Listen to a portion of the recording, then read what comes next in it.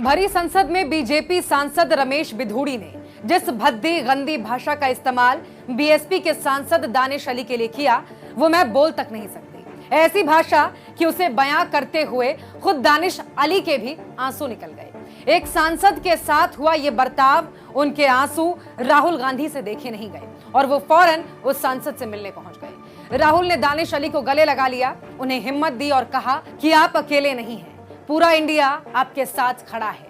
राहुल फिर एक बार भाजपा के नफरती एजेंडे के बीच मोहब्बत का पैगाम लेकर पहुंचे थे। हौसला बुलंद करने के लिए वो यहाँ आए कि अपने आप को अकेला मत समझिए। इस देश का हर वो व्यक्ति जो देश के लोकतंत्र में विश्वास रखता है वो आपके साथ खड़ा है। नई संसद में पीएम मोदी ने संसद की गरिमा को बनाए रखने की बड़ी बड़ी बातें की थी। कहा था कि आपका बर्ताव, आपकी भाषा ये तय करेगी कि कौन पक्ष में बैठेगा, कौन विपक्ष में बैठेगा।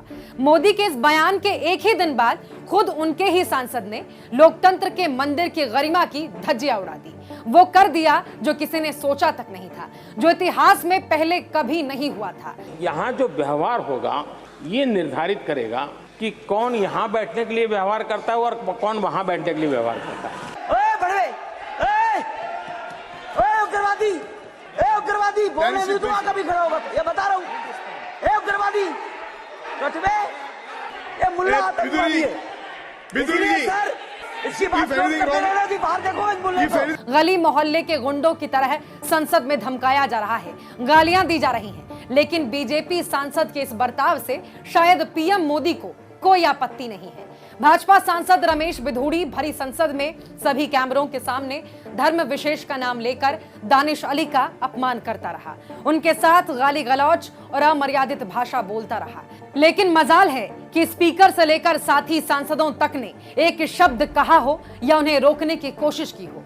लोकतंत्र के मंदिर में लोकतंत्र पर हमला किया जाता रहा और भाजपा सांसद ठहाके मार मार कर हंसते रहे। यही भाजपा का असली चाल चरित्र और चेहरा है। कल तक जो नफरत की दुकानें सड़कों पर लगती थी, अब भाजपा उसे नए भारत के नए संसद में लगा रही है। जब भरी संसद में कैमरों की निगरानी में एक सांसद के साथ बीजेपी का नेता ऐसा बर्ताव कर सकता है, तो जरा सोचिए कि गली मोहल्लों में ये आम लोगों के साथ क्या सुलूक करते होंगे।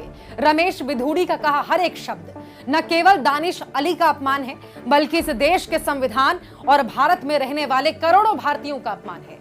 देश हर अपमान को याद रखेगा और ये भी याद रखेगा कि जिस पर तुम जुल्म कर रहे थे, उनके साथ चट्टान बनकर राहुल गांधी खड़े थे। लहू में भीगे तमाम मौसम गवाही देंगे कि तुम खड़े थे। वफा के रास्ते का हर मुसाफिर गवाही देगा कि तुम खड़े थे।